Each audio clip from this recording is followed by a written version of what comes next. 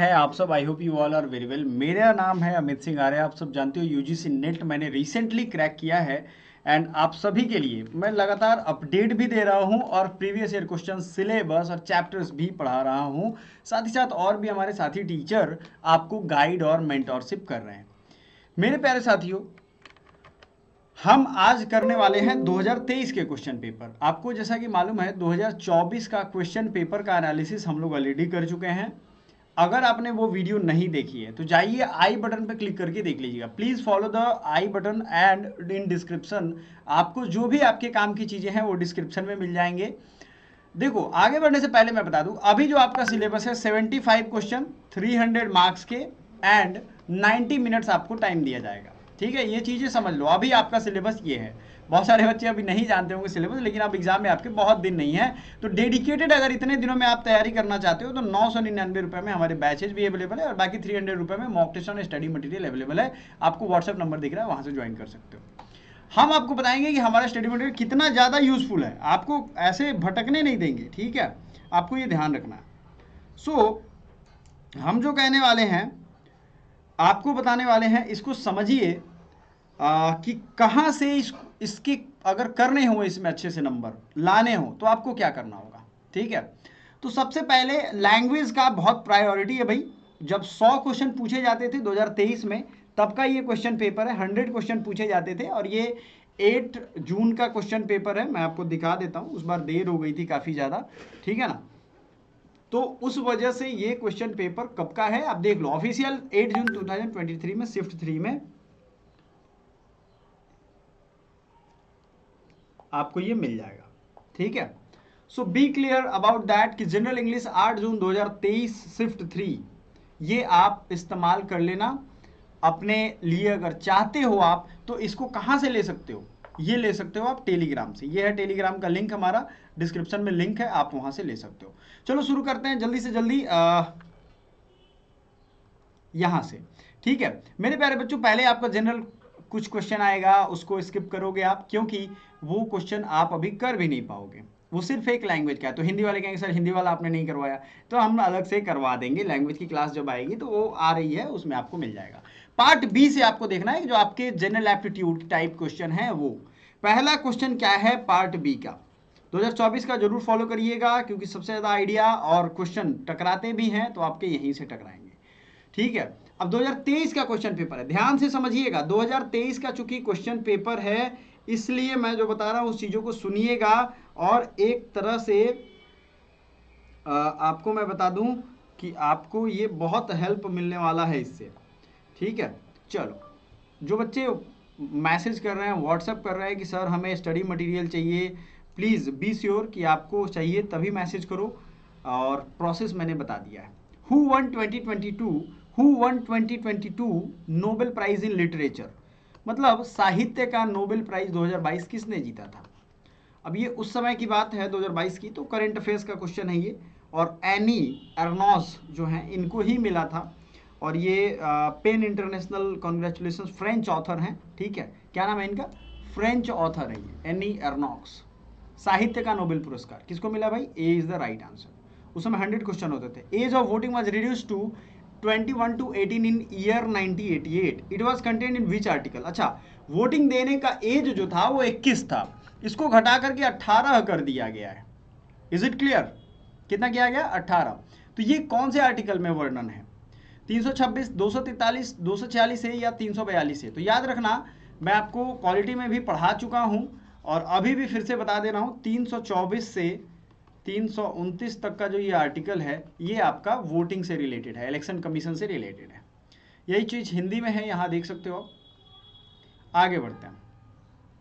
दादा भाई Naoroji was one of the founders of Indian National Congress. He was the first Indian to elect as a member of UK Parliament. ये दोनों बात सही है, founding member भी थे और ये पहले ऐसे व्यक्ति थे जो यूके की पार्लियामेंट में, हाउस ऑफ कॉमन्स में ये बैठने वाले व्यक्ति थे, मतलब एमपी थे वहां पे, दादा भाई Naoroji.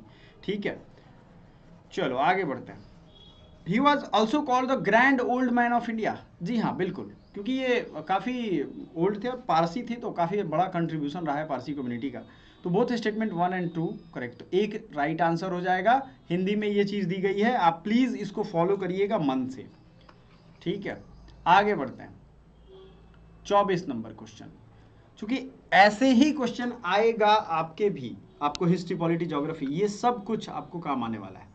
Law making procedure, single citizenship, bicameral parliamentary system, ये कहां से लिया गया है? Single citizenship, B and C and D. Hindi वाले भी देख लो, हिंदी वाले भी देख लो। संविधान के प्रस्ताव, प्रावधान, विधि निर्माण प्रक्रिया, एकल नागरिकता, पढ़ लो हिंदी वाले, मैं करता हूं इंग्लिश में क्योंकि मैंने पढ़ा है इंग्लिश में। चलो बच्चों, law making process, by cameral parliamentary system, ये हमने लिया है ब्रिटेन से। ये वेस्टमिंस्टर मॉडल ऑफ गवर्नमेंट है, वेस्टमिंस्टर में उनकी पार्लियामेंट है, वहीं से लिया गया। सिंगल सिटीजनशिप भी वहीं, यूएस में डबल सिटीजनशिप है, याद रखिएगा। Preamble, fundamental right, independence of judiciary, ये कॉन्स्टिट्यूशन ऑफ यूएस से लिया गया है, यानी बी का 4।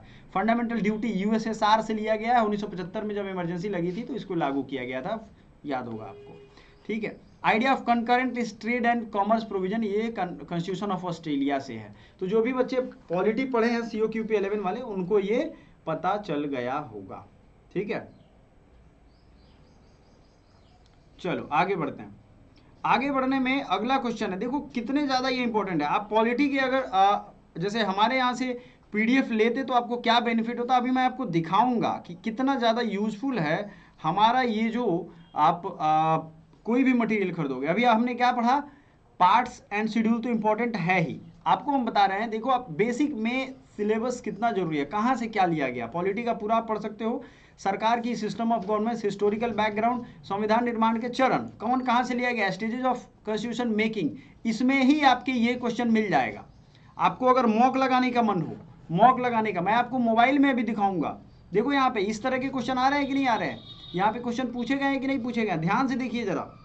यहाँ आपको दिख रहा होगा इंडियन काउंसिल एक्ट से क्या लिया गया है, कौन चीज से क्या लिया गया, concurrent list introduced first by, कहाँ से लिया गया, कौन से एक्ट में लिया गया, ये सब चीजें पूछी गई हैं। तो आपको अगर ये एहसास होगा कि भाई एग्जाम हमारे लिए तो बस एक ही बार आएगा, इंपॉर्टेंट भी है, तो आपको देर नहीं करनी चाहिए, ये याद है ना, ये ध्यान रहे। अब आपको मैं बताता हूं क्यों, क्योंकि इसमें देखो सारे वो क्वेश्चन हैं कॉन्स्टिट्यूशन से, बेसिक से रिलेटेड कॉन्स्टिट्यूशन के क्वेश्चन आ रहे हैं, डायरेक्ट इससे आ रहे हैं, डायरेक्ट लड़ गए हैं क्वेश्चन।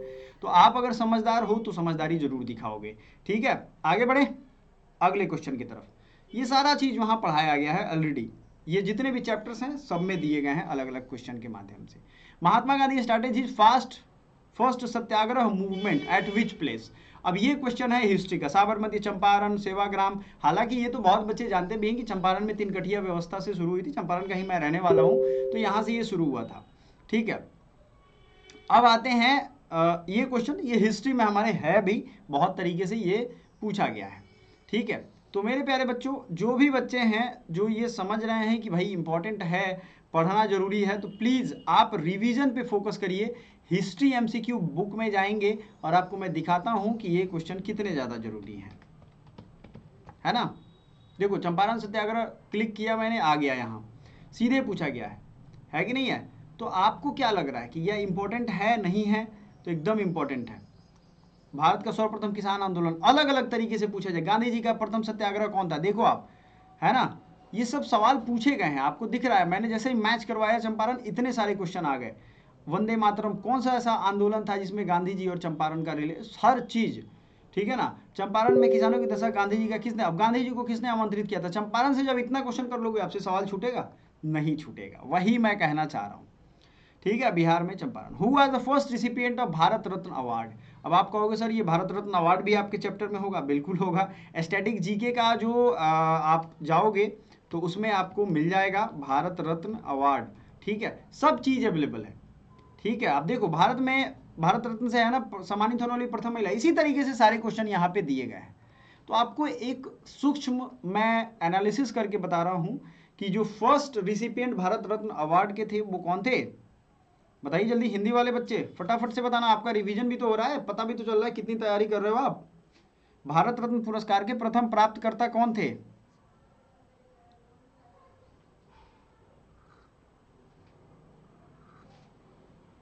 हाँ भाई, किसी बच्चे ने कमेंट किया था कि सर ये चाय पीते रहते हैं। सर चाय नहीं है, ये काढ़ा है, ठीक है, काढ़ा है, याद रखिएगा। अच्छा, जो बच्चे फ्री में मॉक टेस्ट देना चाहते हैं, उनको क्या करना है, एकेडमी पॉइंट एप्लीकेशन डाउनलोड कर लेना। पहला काम करना है, क्या करना है, एकेडमी पॉइंट एप्लीकेशन।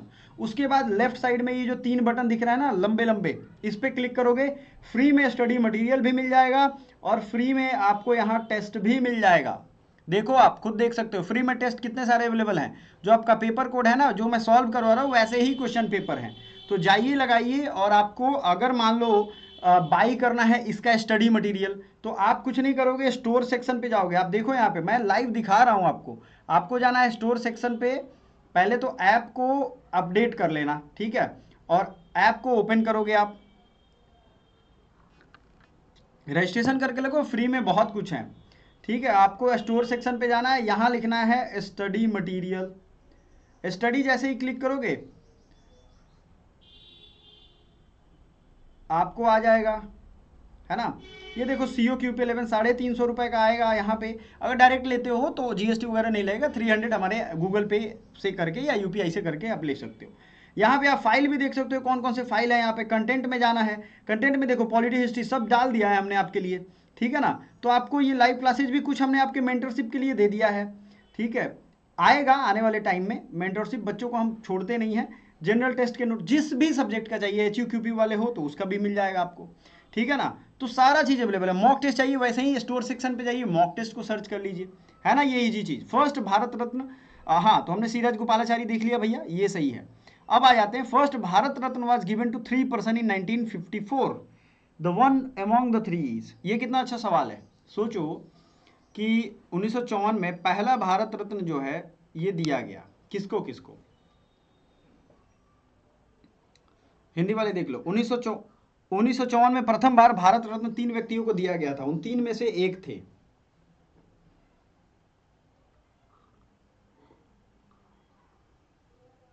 अच्छा, यहाँ हिंदी इंग्लिश में अलग अलग भी है, देखो आपको मैं बता देता हूँ। यहाँ रतन टाटा लिखा और यहाँ रतन जहांगीर रतन जी भाई टाटा दिख रहा है, तो थोड़ा अजीब है ये, है कि नहीं है।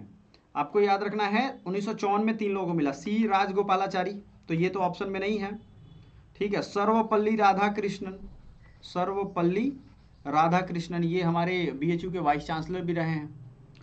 एंड डॉक्टर चंद्रशेखर वेंकट रमन, ठीक है, चंद्रशेखर वेंकट रमन यानी CV रमन, तो दिया है ना। इनका नाम हो, गलत नाम देखो, जाकिर हुसैन को जाबिर हुसैन लिख दिया, तो ये भी आपको ध्यान देना है कि सब छट गए, बच गया जाकिर CV रमन, यही इसमें ऑप्शन में दिया है। तो ये कितना टिपिकल क्वेश्चन, आपको अगर तीनों का नाम नहीं पता हो, अभी लिख लो आप, जीके में एक नोट्स बनाओ, ऐसे बुद्धू की तरह देखना नहीं है, चिकन नहीं बनना है आपको, ईगल बनना है। क्या बनना है, ईगल बनना है, ईगल, याद रहेगा ना। यस, चलिए आगे बढ़ते हैं। Who out of the following won gold medal for India in Commonwealth 2022? 2022 के दौरान कॉमनवेल्थ गेम्स में किसने भारत के लिए स्वर्ण पदक जीता था।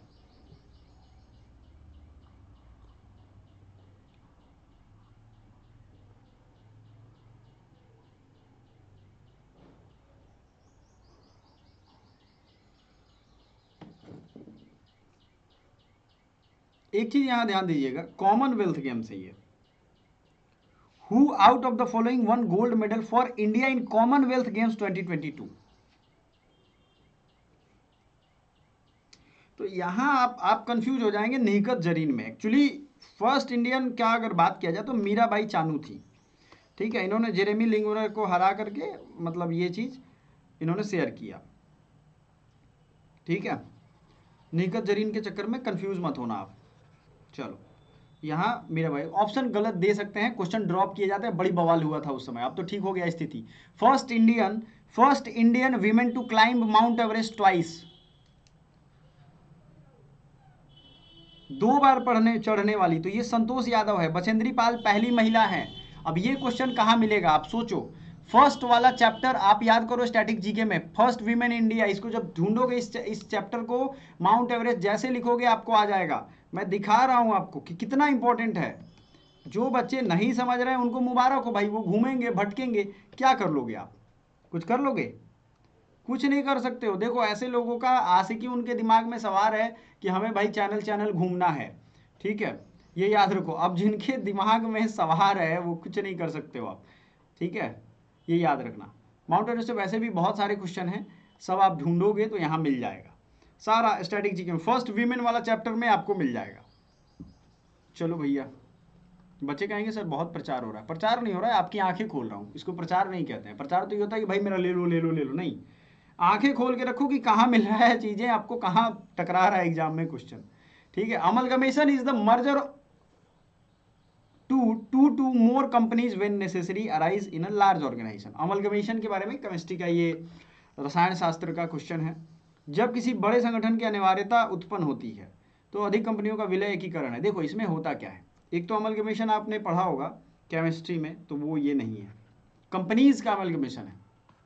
लार्ज ऑर्गेनाइजेशन बनाना हो तो भाई वो अमलगमेट तो करेंगे ना। The old forms do not lose their identity even after merger.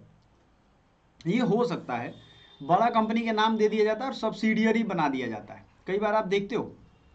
तो अगर ओल्ड कंपनी, अब उसमें एग्रीमेंट किस तरीके से हुआ, कंपनी लॉ में जिस तरीके से लिखा हुआ है, तो जनरली दोनों सही होगा यहाँ पे, क्योंकि ऐसा होता है।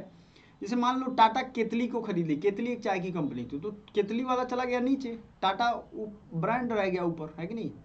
तो CBIC which of the product from custom duty and agriculture infrastructure development less.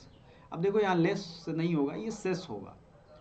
अब ये क्या क्वेश्चन है, CBIC has exempted which of the product from custom duty, wheat, rice, raw cotton या जूट। जूट और रॉ कॉटन तो possible नहीं, क्योंकि ये कमर्शियल क्रॉप्स में आते हैं। राइस और व्हीट में आपको देखना पड़ेगा। CBIC has exempted which of the product from custom duty and agriculture infrastructure development cess.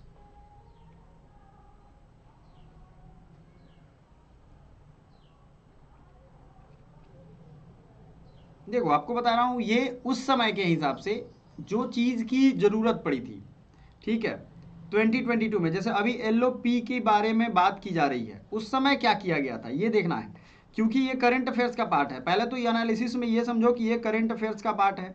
इसमें रॉ कॉटन को ये एग्जाम्पशन दिया गया था, लेकिन मैंने क्या कहा था पहले कि भाई ये एग्जाम्पशन इन दोनों को तो मिल ही नहीं सकता है, लेकिन मिल सकता है कब, जब गवर्नमेंट चाहे तभी वो एग्जाम्प्ट करती है, इन पे बेसिक ड्यूटी लेना बंद कर देती, क्योंकि यहाँ कमी हो जाएगी ना तब। ठीक है, which Indian bank began in 1990 when the Chandrashekhar Ghosh created a microfinance institution. बड़ा अच्छा सवाल है ये। ठीक है, कौन सा बैंक था जो 1990 में बना था। चंद्रशेखर घोष ने एक माइक्रो फाइनेंस संस्था बनाई 1990 में, कौन सा भारतीय बैंक का शुभारंभ हुआ। 1990 Chandrashekhar Ghosh created a micro finance institutions name. तो ये है बंधन बैंक, जो आज भी है, इसके शेयर भी आपको अवेलेबल मिलेंगे। बंधन बैंक ये माइक्रो फाइनेंस था, आप इससे लोन ले लो, किस्त चुकाने वाला जो एक सर्कल है वो, इसमें आप फंसे रहो लाइफ लॉन्ग। क्योंकि अगर आप आज़ादी से जीना चाहते हो, देखो आप 15-20 हज़ार ही आपके घर में आ रहे हैं, लेकिन 1 रुपये का भी कर्ज नहीं है, तो ये एक बहुत अच्छी ज़िंदगी है। ये समझते समझते कुछ लोग जल्दी समझ जाते हैं, कुछ लोग बहुत लेट हो जाता है, कुछ लोग गलती करते हैं, कुछ लोग बहुत लॉस करते हैं, तब समझ में आता है। Egg yolk, salmon, liver and milk are the rich source of which vitamin. Egg yolk मतलब पीला वाला, सलाम, लीवर, तो ये विटामिन B, D, K ये सब में क्या होता है, हिंदी वाले बच्चे आ जाओ। अंडे की जर्दी, मछली, यकृत, लीवर। बेसिकली डॉक्टर लिखते हैं इन सब चीज़ों को खाने के लिए। कॉड लीवर ऑयल आपने सुना होगा। Egg yolk, salmon, liver, milk are rich sources of which vitamin. तो अब देखो यहाँ विटामिन ए का भी होगा राइट आंसर, और विटामिन बी में अगर B12 रहता तो रहता। Vitamin A is the right answer. ठीक है, क्या हो जाएगा राइट आंसर में, विटामिन ए। चलो ये आपके जनरल साइंस के बुकलेट में अवेलेबल होगा, टेंशन नहीं लेना है। देखो 10,000 से ज़्यादा क्वेश्चन है हमारे पास, प्रैक्टिस कर लिया लेकर के तो जिंदगी धन्य हो जाएगी। अब देखो यहाँ पे क्या है, human eyes is sensory organ which helps us to see objects, identify correct. आँख के बारे में करेक्ट स्टेटमेंट चुनना है। Innermost layer of eye is called retina. Innermost सबसे आखिर अंदर का, which is photoreceptor cell. ठीक है, photoreceptor cells are 2 type, rod and cone. Day 8 vision and color vision is functions of rods. Photoreceptor cells are not present in blind spots. Lens of the eye is concave lens. Concave कौन होता है समझ लो, ये होता है concave. Convex होता है ये वाला। तो हमारा आँखी शेप का थोड़ी ना है, ये है। तो पहली चीज़ तो ये, तो डी तो गलत हो गया, तो जी डी जहाँ जहाँ है काट दो। अब तो ये 3 बच गया। Inner most layer of eye is called. चलिए आगे देख लेते हैं हिंदी में, हिंदी वाले बच्चों के लिए। कहाँ गया भाई? तो ये आँख की सबसे भीतरी वाली परत जो है ये क्या होती है? रेटिना कहलाती है। ठीक है, अब रेटिना में ये सब चीज़ें होती है, ये ब्लाइंड स्पॉट भी होता है इसमें। तो ए बी सी जहाँ भी होगा ये सही होगा। ठीक है, अच्छा भारत का 28वां राज्य कौन है? बड़ा अच्छा सवाल है ये।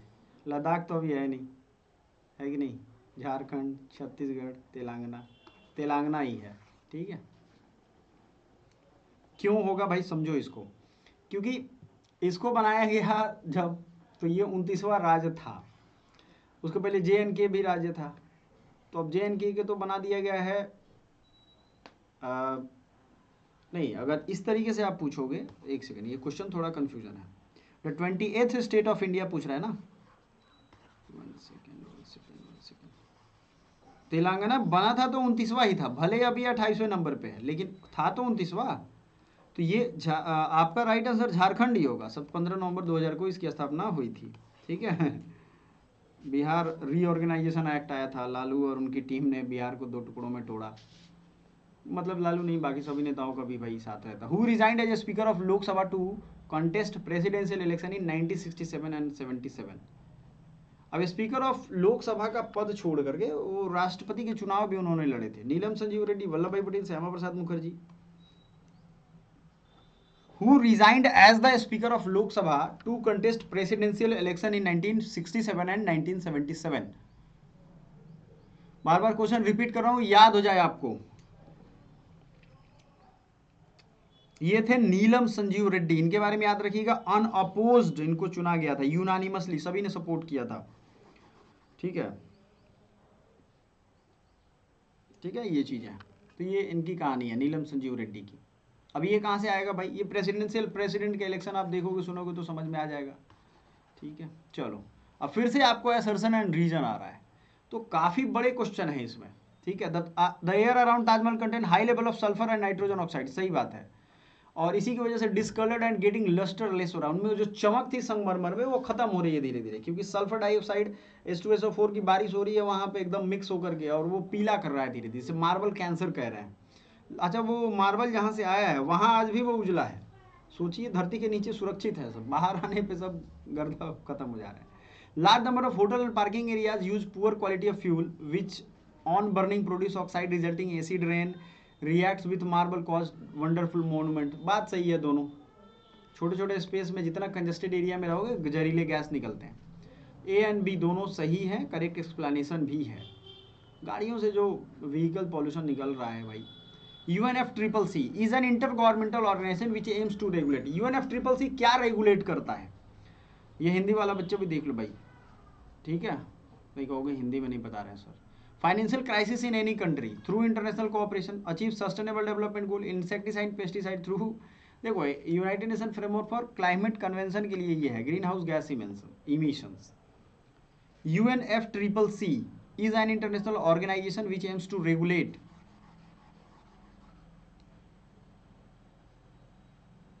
तो सीधा याद रखना, ये आखिरी वाला ग्रीन हाउस गैस इमिशन, ये आपका परफेक्ट एक आंसर है। ठीक है जी, क्या लग रहा है एग्जाम आ गए, जान लगाओगे या जाने दोगे? कमेंट करके बताओ, बताओ बताओ। एक छोटा सा सिप होगा ना, वो आपके पूरी नाव को डुबा देगा, ये समझ लो आप। तो आप लोगों के लिए ये एक सबक भी है कि थोड़ा संभल के रहो, कोई भी गलत चीज़ करोगे तो उसका फ़र्क तो पड़ेगा लाइफ में। हिंदी वाले बच्चे यहाँ पे हैं। Out of the following which is not considered classical language by government of India? Kannada, Oriya, Maithili, Tamil. Classical language में कौन कौन है? तमिल, कन्नड़, उड़िया है। बच्चे मैसेज करते हैं सर एडमिशन लेना है। अरे भाई ये तो बता दो पेपर कोड क्या है, कौन सी यूनिवर्सिटी में कैसे लेना है। सत्रिया, असम का सत्रिया नृत्य। कुचिपुड़ी, बताओ जल्दी से। मोहिनी अट्टम, अभी इतना आसान। भरतनाट्यम केरला, आंध्र प्रदेश का है कुचिपुड़ी। ठीक है, सत्रिया असम का हो गया, भरतनाट्यम तमिलनाडु, और आपका बच गया मोहिनी अट्टम केरला। मिल गया सब आंसर, सही बता रहा हूँ ना मैं?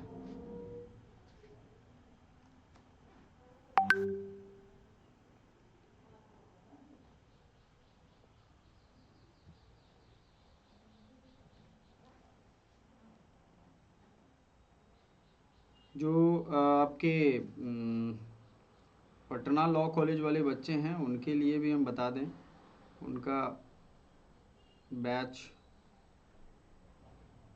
अवेलेबल है। आपको थोड़ा सा संभल के रहना पड़ेगा, तैयारी करनी तो पड़ेगी भाई।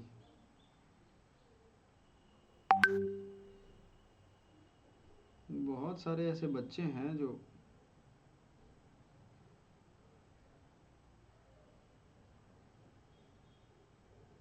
चलो ठीक है, चलो आगे बढ़ते हैं। तब तक आप और अगला क्वेश्चन देखो, सही था। कंप्यूटर का अगला क्वेश्चन है, देखो आप जल्दी से, ठीक है, क्योंकि समझदार बच्चा वही है जो टाइम से एक्शन ले, नहीं तो बहुत लोग हैं भाई आपको थोड़ी ना कहेंगे कि गड्ढे में ही धकेल दो इसको, ही बड़ा तेज बन रहा है कि नहीं।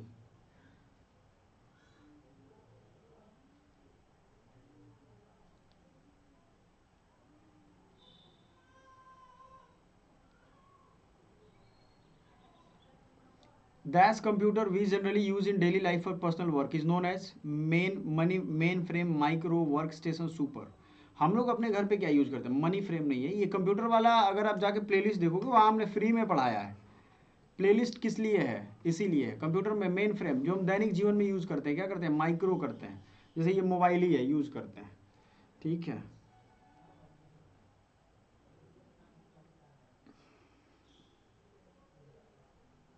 चलो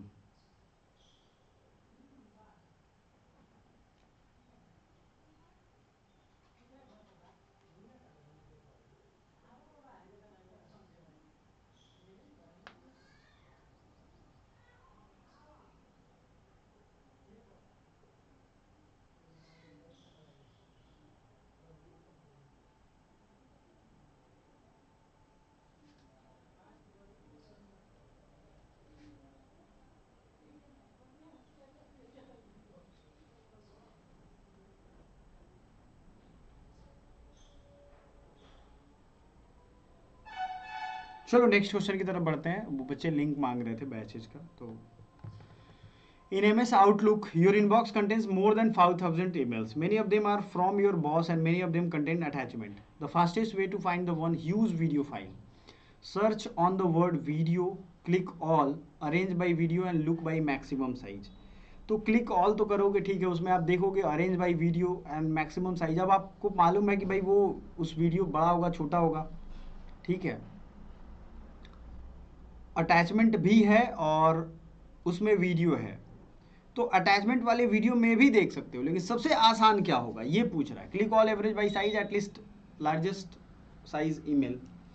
तो आपको अटैचमेंट में तो है, अटैचमेंट सब लोग करके तो भेजते नहीं है, अटैचमेंट से आपका ये मिल जाएगा, ठीक है। ऑल में वीडियो सर्च करोगे तो नहीं होगा, ठीक है, आप अटैचमेंट ढूंढोगे उसमें मिल जाएगा ये। क्लियर है, चलो आगे बढ़ते हैं। Following which is not a web browser, web browser कौन सा नहीं है, ये चैप्टर हमने पढ़ाया है तो आपको ये चीज़ मिला है, ठीक है। वेब ब्राउज़र अगर आप देखोगे तो वेब ब्राउज़र में आपको सारा चीज़ मिला है। Firefox, Opera, Google Edge. Web browser कौन है, गूगल भी है भाई वेब ब्राउज़र, सर्च इंजन है हालांकि गूगल, ये भी ध्यान रखिएगा, ये ब्राउज़र नहीं है, ब्राउज़ करना एक अलग चीज़ है। फायरफॉक्स, गूगल एज है, ओपरा, ओपरा नहीं है ये, ओपेरा नाम था इसका, ओपेरा पहले आता था। तो गूगल क्या है, सर्च इंजन है। गूगल नहीं, आप क्रोम पे वो करते हो, क्या कहते हो, वेब ब्राउजिंग करते हो, है कि नहीं। गूगल क्या है, वो सर्च इंजन है। क्लियर है, 43 का 2। 44 पे आ जाओ। द वन हु, अच्छा आप जो बच्चे कंप्यूटर को कम सीरियस ले रहे हैं उनके लिए बता दें, कंप्यूटर 2024 में भी खूब पूछा गया है, जा करके देखिए आराम से मज़े से, ठीक है। कंप्यूटर से अच्छा खासा, क्योंकि बनता नहीं है ना तो पूछ रहा है खूब, नहीं बनेगा तो कट ऑफ कम रहेगा, कट ऑफ ज़्यादा भी तो नहीं भेजना है, ठीक है। The one who gains unauthorized access, destroys vital data, denies legitimate users service or cause problem for their target। अब ये क्या है, the one who gains unauthorized access, तो भाई unauthorized access मतलब कोई हमारे कंप्यूटर में बिना हमारे अनुमति के घुस गया, ठीक है, डाटा को डिस्ट्रॉय कर दिया। डिनाइज लेजिटिमेट यूजर्स और कॉज प्रॉब्लम फॉर टारगेट, कुछ कर दिया, तो डाटाबेस एडमिनिस्ट्रेटर, प्रोग्रामर, क्रैकर या वाइट हैट हैकर।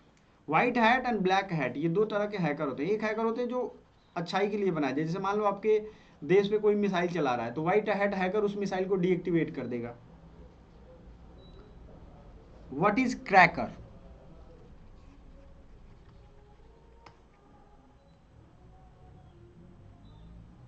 तो क्रैकर के बारे में आपको पूछना है।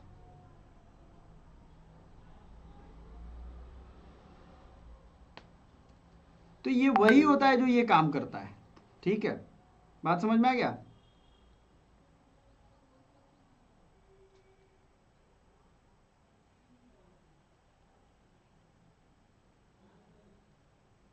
ठीक है, चल अब आ जाते हैं white hat hacker programmer cracker वाला कहानी समझ गया।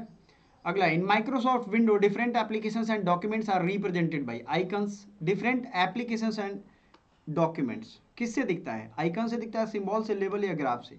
उसको आइकन्स कहते हैं। जो कंप्यूटर पे खोलोगे ना, ढेर सारी चीज़ें दिख रही हैं, जैसे मैं आपको दिखाऊंगा तो वो आइकन्स दिखेगा। मैं आपको दिखा ही देता हूँ, प्रैक्टिकल से बढ़िया नॉलेज थोड़ी ना कुछ है कि नहीं है? 1 सेकेंड, 1 सेकेंड, ये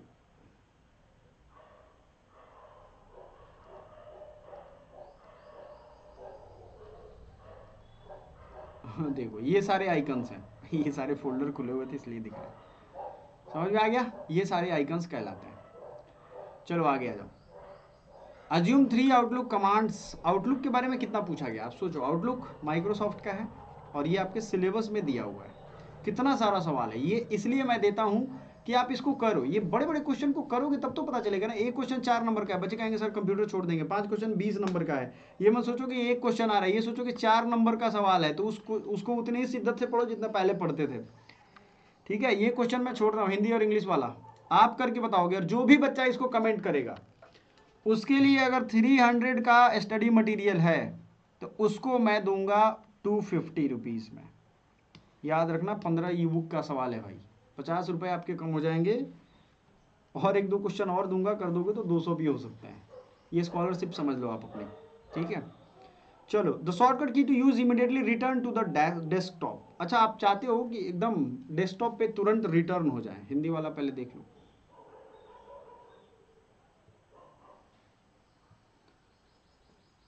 तत्काल तत्काल डेस्कटॉप पर वापिस वापिस हेतु कौन सी शॉर्टकट प्रयोग में लाई जाती है?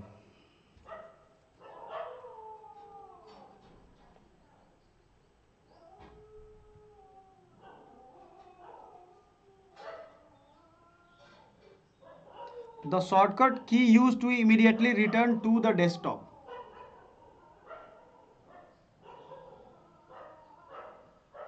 Windows key plus D.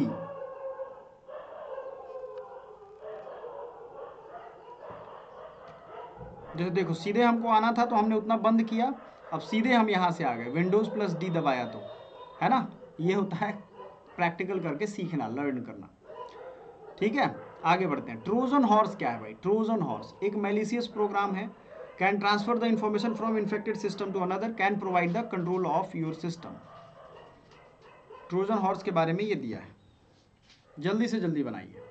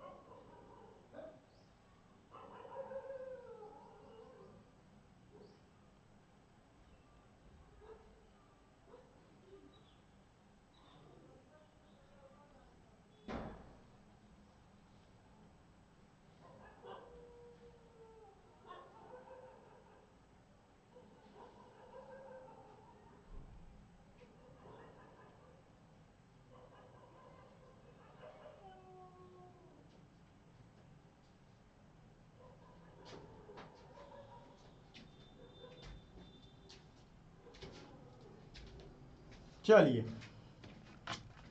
अब समझ गए आप लोग?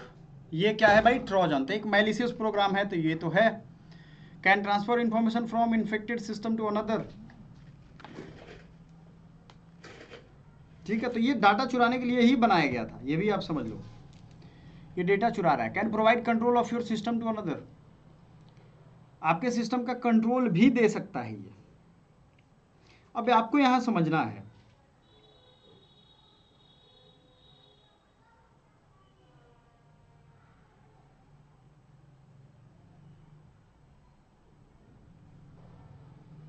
ठीक है, A B C is the right answer. आगे बढ़ो जल्दी से, फटाफट से। Next, the following unit which is responsible for converting the data received from the user into a computer understandable format. Memory unit, output unit, ये input, arithmetic logical unit, ये क्या होता है? जो डाटा को रिसीव करता है और हमें समझ में आए ऐसा बनाता है, तो ALU, arithmetic and logical unit, इसका काम होता है। ठीक है, चलो आगे बढ़ते हैं। What is the maximum speed afford by gigabit ethernet? Gigabit है तो 1000 Mbps होगा। What is the maximum speed afford by gigabit ethernet? अधिकतम स्पीड क्या होगा? तो 1000 Mbps is the right answer. Out of 10%। अच्छा, ये अब आपके आ गए उसके क्वेश्चन, क्या कह रहा था मैं, जी जनरल एप्टीट्यूड में मैथ और रीजनिंग के 20 क्वेश्चन आपके इंग्लिश के थे। उस समय जो पूछा जाता था 30 क्वेश्चन आपके इसके थे। अभी फॉर्मेट थोड़ा सा कम हो गया सभी क्वेश्चन के पार्ट का, तो आप देखोगे ये सब अब मैथ रीजनिंग के क्वेश्चन आएंगे। तो मैं क्या करूँगा, मैथ रीजनिंग के सवाल जो इनके एक्सपर्ट हैं वो करेंगे और उसको आप सॉल्व करोगे। ठीक है, सो आने वाले टाइम में आपको जितना भी ज़्यादा पढ़ाई करना हो आप करोगे, प्रैक्टिस करोगे, चीज़ों को प्रैक्टिस में लाओगे तभी सीख पाओगे। तब तक के लिए thank you so much, bye for now. जिसको भी स्टडी मटेरियल या फिर मॉक टेस्ट चाहिए वो हमसे संपर्क कर सकता है।